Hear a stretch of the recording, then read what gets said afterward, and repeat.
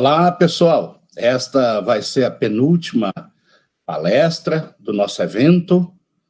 Estamos muito contentes, tem muita gente participando. Então, agora vai falar com vocês sobre rotina do estudo ecográfico do quadril adulto. Nosso estimado amigo, Dr. Luiz Felipe Lisboa, da cidade do Rio de Janeiro. Luiz Felipe é um professor de ultrassonografia musculoesquelética que está despontando agora naquele riquíssimo estado do Rio de Janeiro, onde os colegas poderão, então, ter mais uma referência para aprender ultrassom musculoesquelética. Está aí, Luiz Felipe, representando o Rio de Janeiro, Brasil. Pode começar agora, meu amigo.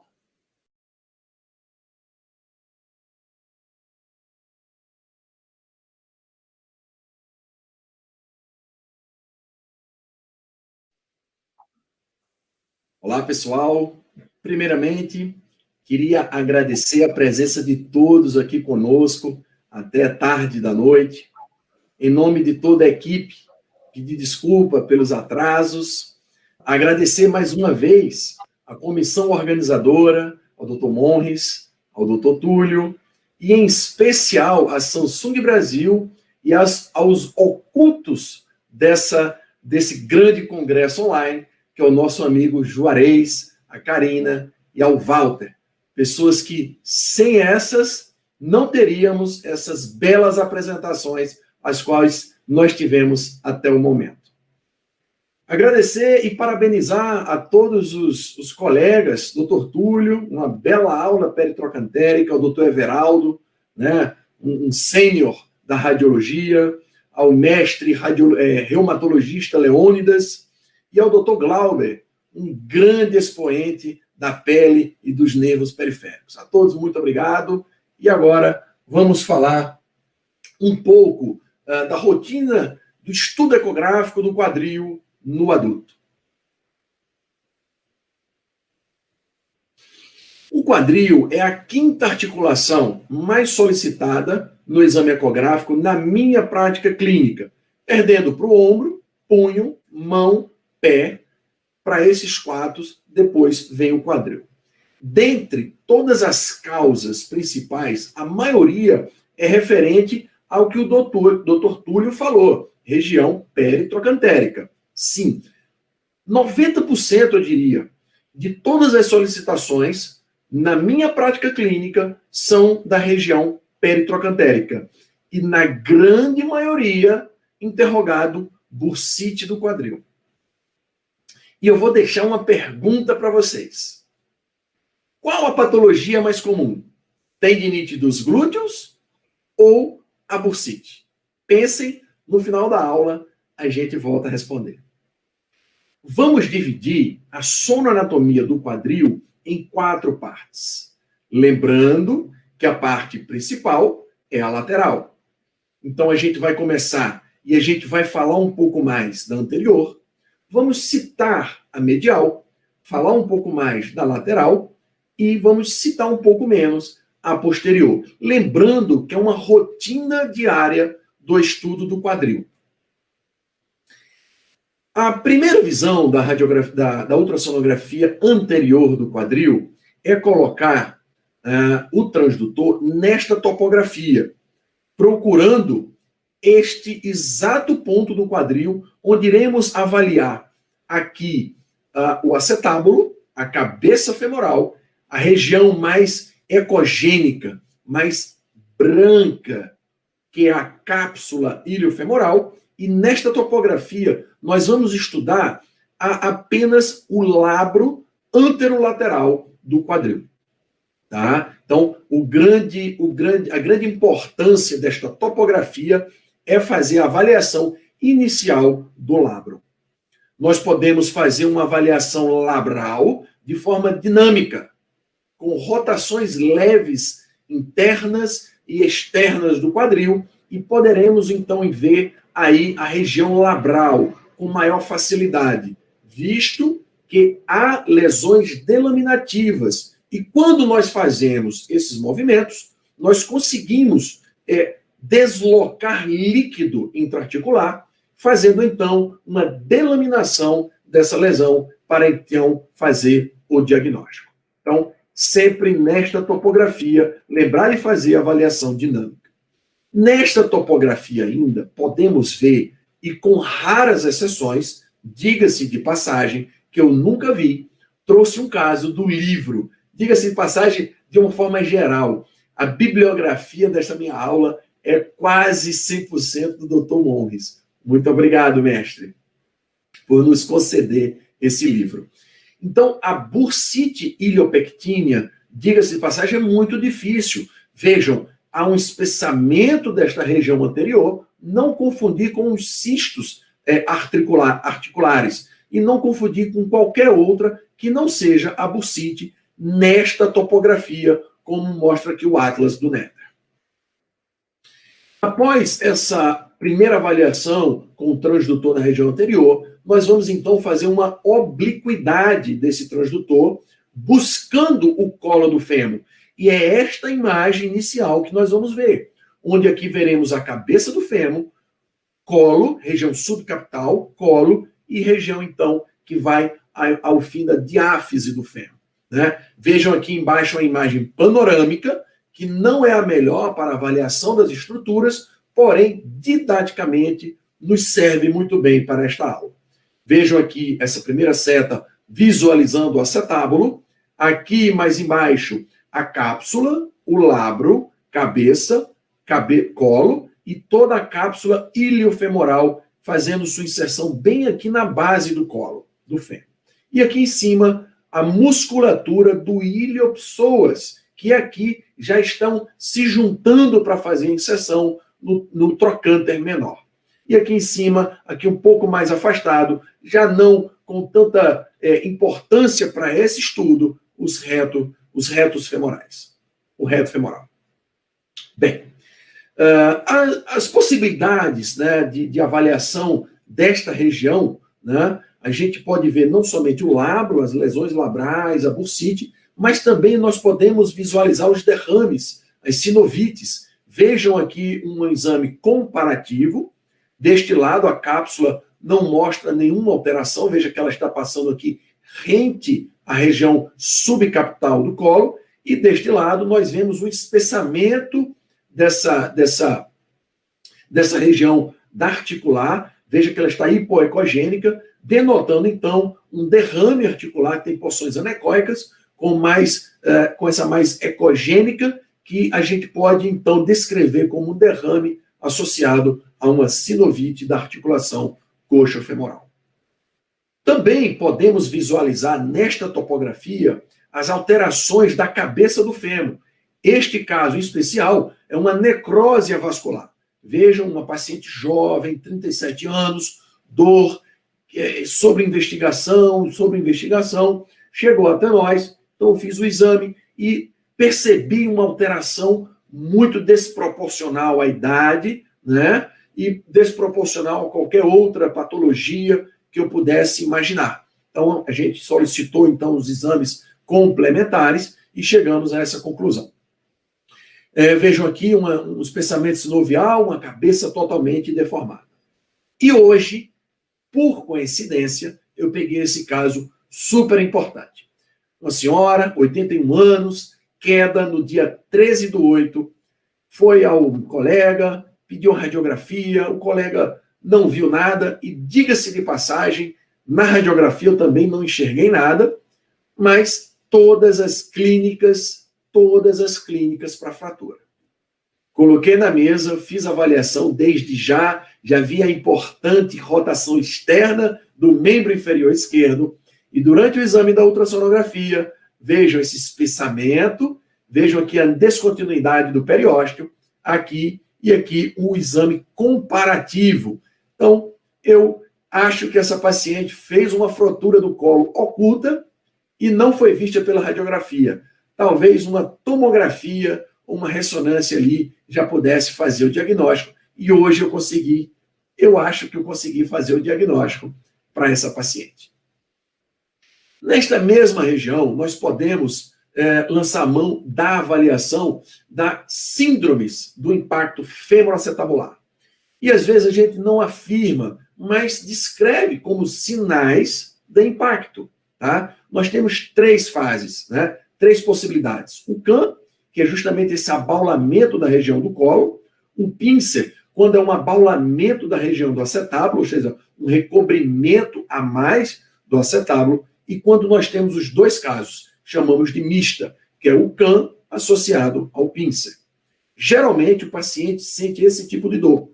Na avaliação clínica, o paciente coloca a mão, é o sinal do C, o paciente coloca a mão na região lateral do quadril, inferindo a dor nesta topografia. Durante o exame, nós conseguimos ver não somente as lesões labrais, como essas imagens de exostose subcapital, que nos dá essa importância de diagnóstico, que seria na radiografia aqui, como esse abaulamento dessa região.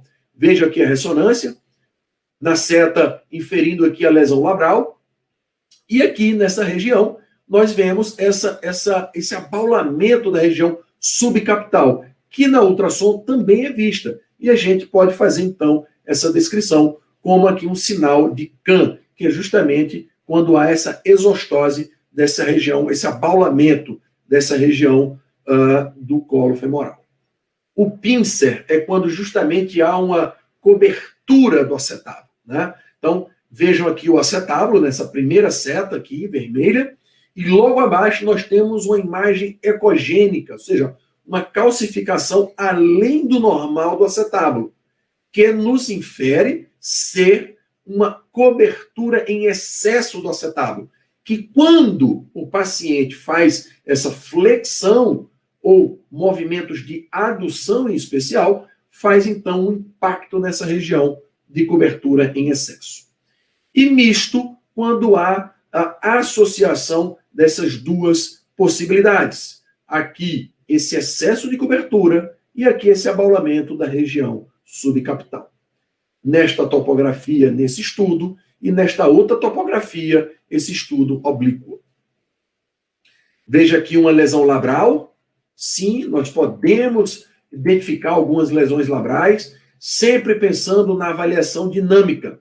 A avaliação dinâmica, muitas das vezes, pode salvar o seu exame para esta lesão. Fica esta dica.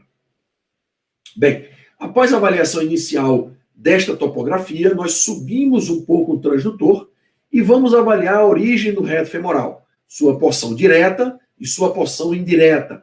Veja aqui essa imagem, onde nós estamos avaliando a porção indireta, e aqui abaixo, ou melhor, a porção direta, e aqui embaixo a porção indireta desta região da origem do quadríceps. Veja aqui um exame dinâmico, nesta topografia, nós saímos aqui desta imagem e vamos aqui ao encontro da espinha ilíaca antero-inferior, para então fazer essa imagem. Veja aqui a cabeça, cápsula, e aqui encontrando a origem dos retos femorais, onde nós temos a porção direta e aqui a nossa porção indireta. Vejam aqui, mais uma vez, após a espinha ilíaca antero-inferior, nós vamos para a ilíaca antero-superior, onde vamos avaliar a região de origem do sartório, vejam aqui, e também a origem do tensor da face lata. E aqui eu abro um parêntese. Geralmente, eu estudo o tensor da face lata quando eu vou para a região decúbito lateral para avaliar a região lateral. Mas nada impede que você também avalie com o paciente em decúbito dorsal na mesma topografia anterior. Então, veja aqui a espinha ilíaca antero-superior, a origem do sartório, fazendo sua medialização. E quando colocamos o transdutor um pouco à lateral, vejam aqui, eles são muito próximos, a sua origem é a mesma, eles são muito próximos. Quando nós deslocamos um pouco a lateral, visualizamos então essa fina imagem ecogênica, que é a origem do tensor da face lata. Veja aqui as possibilidades, nós podemos encontrar as tendinopatias na origem do tensor da face lata, e abro outro parêntese. Em alguns casos, há solicitações de ressonância, o qual a bobina não é colocada de forma correta. Ou seja, não há uma interação do radiologista ou do técnico naquela região de orientar onde é a dor do paciente. E muitas das vezes a bobina não chega nessa região um pouco mais alto do quadril, fazendo com que as ressonâncias venham normais diante de um quadro com a síndrome da banda iliotibial proximal. Então, já peguei alguns casos onde a ressonância veio normal e o paciente inferindo dor nesta região. Ao colocar o transdutor, a gente vê esse espessamento aqui importante, dor, essa hipoecogenicidade, denotando, então, essa tendinopatia da banda iliotibial proximal. E aqui, um vídeo mostrando que nós também erramos. Essa técnica, esse efeito de qualidade para melhoramento de agulha, foi um erro meu, inicialmente, assim que eu comprei a máquina, mas eu fiz uma infiltração, vejam que a obliquidade está ao contrário. Como a agulha está entrando desse lado, a obliquidade teria que ser ao contrário. Mesmo errando, eu trouxe para vocês mostrar, porque eu acho que vale a pena, é justamente as possibilidades que nós podemos fazer durante essas patologias. Então, se a imagem tivesse com a obliquidade diferente, o vídeo ficaria melhor. Tá? Então, aqui foi uma tentativa de melhora de uma tendinopatia da origem do tensor do fáscio. Uma outra possibilidade é a avaliação do nervo cutâneo lateral da coxa, para avaliação das meralgias dessa região. Né? Vejam aqui o tensor sartório, o tensor da fáscia lata, e aqui a imagem do cutâneo lateral da coxa.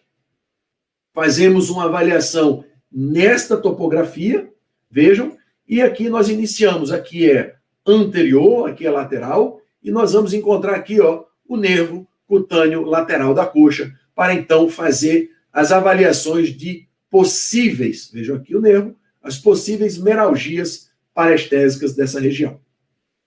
Uma outra possibilidade anterior ainda é fazer esse corte transversal, tá, para avaliação do psoas, né, desse tendão do ilipsoas, na tentativa de encontrar os ressaltos anteriores. Veja aqui uma imagem anatômica, veja que o ilho, ele é nesta região de crista ilíaca, e o psoas, ele vem lá de cima. E aqui a gente consegue fazer uma visualização, onde lateralmente a gente vai ver o ilho, e medialmente a gente vai ver já uma transição muscular tendinosa do psoas. Vejam aqui uma imagem um pouco mais medial, onde nós vemos o famoso NAV, nervo, artéria e veia. Podemos encontrar aqui também alguns linfonodos e também algumas outras alterações menos importantes para esta aula.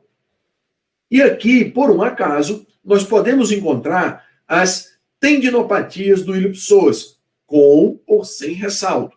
Vejam a imagem comparativa, e eu sempre oriento vocês fazerem a imagem comparativa para que não tenha dúvida. Vejam que aqui não está tão arredondado como de costume, porém tem um espessamento e uma hipoecogenicidade desta região. O paciente tinha dor, e a gente, então, conseguiu fazer o diagnóstico dessa tendinopatia. Aqui é uma avaliação dinâmica. Fica aqui minha dica. Se chegarem para vocês amanhã uma solicitação de um ressalto, vocês vão colocar o paciente em decúbito ventral, vão fazer uma flexão da perna, uma abdução, uma rotação externa, no caso, com abdução, e depois uma extensão dessa perna. E é este movimento que nós vamos ver. Olha aqui o ilio-psoas, aqui a eminência iliopúbica, e vamos ver se há um ressalto dessa região. Vejam aqui mais uma vez, vamos ver se há um ressalto dessa região. Geralmente, esse tendão, ele faz uma crepitação anterior em direção ao transdutor, fazendo, então, um ressalto muito sensitivo no estudo desta topografia. Bem, após a região anterior, nós vamos citar que nós podemos também avaliar a região medial. Veja, um corte longitudinal, bem na eminência ali do pubis, né, onde a gente vai ver aqui o pubis, a origem dos adutores. vemos o adutor longo, curto e o magno, e podemos então fazer um estudo dinâmico no corte longitudinal e também no corte transversal, onde iremos avaliar aqui um pouco mais lateral o pectíneo e aqui os 3 tendões adutores. Podemos ver lesões, podemos ver compressões aqui do obturador um pouco mais aqui abaixo, podemos ver lesões parciais, enfim. Nesse estudo a gente consegue ver também essas patologias e as tendinopatias na sua origem. As entesopatias são muito comuns, principalmente em pacientes que jogam bola, os famosos boleiros. Eles fazem muitas lesões nessa região de origem com entesopatia e lesão nesta topografia. Após a região medial, a gente então vai para a região lateral. E na região lateral, eu fiz essa imagem, uma imagem panorâmica. Vejo aqui uma imagem panorâmica invertida verticalmente, onde eu faço uma analogia ao estudo aqui do fêmur. Veja aqui o fêmur, isso aqui é o meu fêmur, isso aqui é a parte do periósteo, aqui é o vasto lateral e aqui é a banda, o tensor do fascia lata. Vejo aqui, esta imagem é essa aqui, na forma correta ultrassonográfica, onde a gente vê aqui o trocânter, vasto lateral, e aqui a banda, o tensor da fascia lata e toda a fáscia correspondente à região lateral. Lembrando que essa região lateral, ela vai dar origem lá no trato iliotibial, ou melhor, no tubérculo de Gerde, lá no joelho, vai fazer aqui a sua inserção. E aqui é a nossa origem na espinha ilíaca antero-superior, um pouco mais lateral.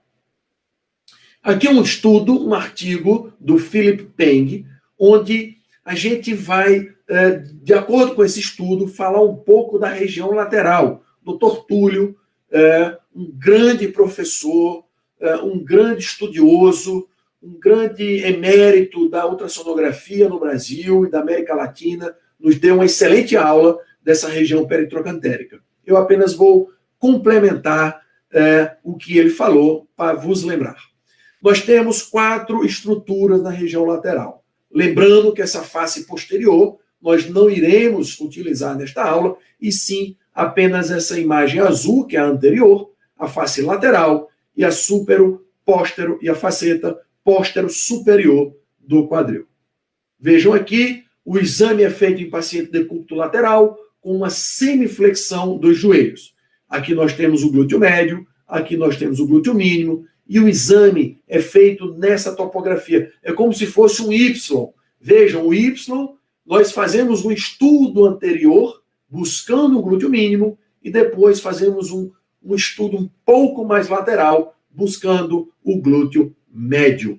Lembrando que o glúteo médio tem a porção lateral e a póstero superior. Então, o estudo seria desta forma, fazendo um estudo ali de busca na inserção desses tendões, para que podemos, então, procurar as tendinopatias desta região, as tendinopatias calcárias, as lesões parciais, as tendinoentesopatias e assim sucessivamente.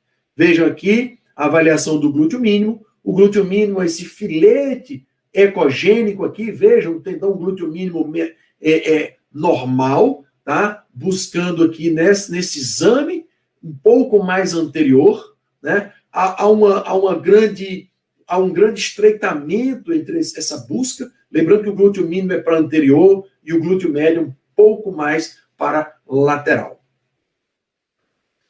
Continuando, após a avaliação do glúteo mínimo, a gente vai estudar o glúteo médio, né? Então, o transdutor nesta topografia, e a gente faz esse estudo buscando esta imagem. Veja o filete de imagem, uma imagem, um fibrilar normal, de um tendão normal, nesta topografia lateral. E, fazendo o estudo da região posterolateral, a gente vai aqui para esta região, mais aqui acima, em vermelho, onde nós iremos buscar por esta imagem. Lembrando, uma observação e uma dica. Essa imagem, na grande maioria das vezes, ela vai estar um pouco mais hipoecogênica, denotando o equívoco de uma tendinopatia. Porém, não dê como tendinopatia. Antes dessa dica, o paciente está em decúbito lateral. Quando colocar o paciente e conseguir visualizar esta imagem, veja que aqui é uma imagem hipoecogênica, o que vocês vão fazer? Vocês vão fazer uma leve abdução passiva desse quadril e automaticamente haverá uma retificação na inserção desse tendão, fazendo então um desaparecimento dessa hipoecogenicidade para então fazer uma avaliação correta e precisa dessa região posterior-superior. Bem, nesta topografia lateral, nós iremos também estudar a região lateral do quadril para a busca das bursites peritrocantéricas e as interglúteas. Veja aqui um esquema muito bonito do Atlas do Dr. Monres, mostrando as bursas normais, A e B, peritrocantérica A B interglútea, aqui uma bursite peritrocantérica e aqui uma associação de um espessamento da inserção dos glúteos associado a uma bursite. Veja aqui uma associação, uma bursite interglútea ou na região topográfica ali um pouco mais anterior do glúteo mínimo e aqui um espessamento da bursa trocantérica, a famosa peritrocantérica. Geralmente os pacientes cursam com dor na sonopalpação. E, terminando a aula, na região posterior, nós iremos dividir a nádega em 4 quadrantes. Vamos avaliar aqui a região superior, supero-externa, supero-interna, infero-externa, né? Supero-interna e infero-interna, né? São 4 quadrantes. E esses 4 quadrantes a gente vai fazer uma avaliação, um rastreamento para a busca de não somente de lesão fibrocísticas crônicas, de paniculites, imagens do Atlas do Dr. Monres, tá? E também buscar, por que não, os neuromas cluneais, né? Que seriam esses neuromas? Vejam aqui o Atlas do Netter, seriam nada mais do que injeções quando acertam a região desse nervo e que pegam e fazem uma lesão desses nervos cluneais da região glútea mais superficial. E aqui essas lesões fibrocísticas são quando a injeção da região que seria intramuscular, a agulha não chega na região muscular e então fica no subcutâneo, promovendo então essas lesões císticas. E as paniculites, quando sofrem algum tipo de trauma nessa região, podem concursar com essas paniculites. O estudo da região glútea, sempre em 2 planos, longitudinal e transversal, de uma forma muito dinâmica. Podemos também avaliar de forma transversal a região aqui do trocânter maior, no isquion, onde teremos aqui a imagem do nervo do nervo isquiático, tá? Aqui em cima teremos a visão do glúteo máximo. Então, o estudo dinâmico dessa região, ele é muito importante do que o estático, porque nós, além de podermos ver toda a região que está entremeada nessa região, podemos ver também as compressões e as lesões associadas. Vejam aqui, no corte longitudinal nesta região, nós podemos ver a eminência do isquiático. E qual a importância? Nós podemos ver um espessamento dessa região, podemos ver as variações anatômicas do nervo isquiático, que pode sair por cima do piriforme, ou por baixo, e por outras variações anatômicas desta topografia. Vejam aqui que nós podemos também fazer uma avaliação do músculo piriforme. Veja aqui uma imagem dinâmica. Vejam aqui, fazendo uma avaliação dinâmica. Como é que a gente faz essa dinâmica? Rotações externas e internas, com flexão de 90 graus do joelho, paciente em decúbito ventral. Podemos fazer manobras discretas para essa avaliação e ver algum tipo de compressão, ou até mesmo guiar para fazer algumas infiltrações nesta topografia. Também podemos fazer a avaliação do glúteo máximo, nesta topografia, fazer um estudo dinâmico. Vejam que o glúteo máximo tem uma inserção na região mais medial, na linha áspera posterior do fêmur. E, por último, podemos ver também a origem dos isquiotibiais. Veja aqui um caso, isso aqui é um garoto, um jogador de futebol do Flamengo, foi me enviado. veja que esse paciente tinha bastante dor, veja o comparativo, é uma criança, lembrando que aqui essa região não está totalmente consolidada, mas vejo que há um espessamento, uma tendinopatia, teve uma lesão importante dessa região. Já estava em fase crônica de cicatrização. Bem, qual a patologia mais comum na região peritrocantérica? Disparado, apesar das inúmeras solicitações de avaliação para bursite, as tendinopatias glúteas são disparadas muito mais comuns. Então, quando pedirem para solicitar, quando o seu paciente estiver com dor peritrocantérica, pensar sempre nas tendinopatias dos glúteos. Esta é minha bibliografia. Esqueçam o livro, estou falando da pessoa. Este cara é o meu mestre, o meu mentor, uma pessoa que eu tenho muita admiração, muito carinho e afeto. Meu muito obrigado por tudo. Bem, isso aqui são meus amigos Everaldo, Dr. Túlio, Dr. Alexandre, um congresso em Belo Horizonte, onde fomos dar uma aula para a Sociedade Brasileira do Quadril. Isso aqui nós estamos confraternizando. A todos os telespectadores, colegas, meu muito obrigado. Quem quiser me seguir no Instagram, @Dr. Luiz Felipe Lisboa, será um prazer. Aqui ficam os meus cursos, quem tiver maior interesse, este site vocês podem me encontrar e ter maiores informações. Meu muito obrigado, uma boa noite e até amanhã.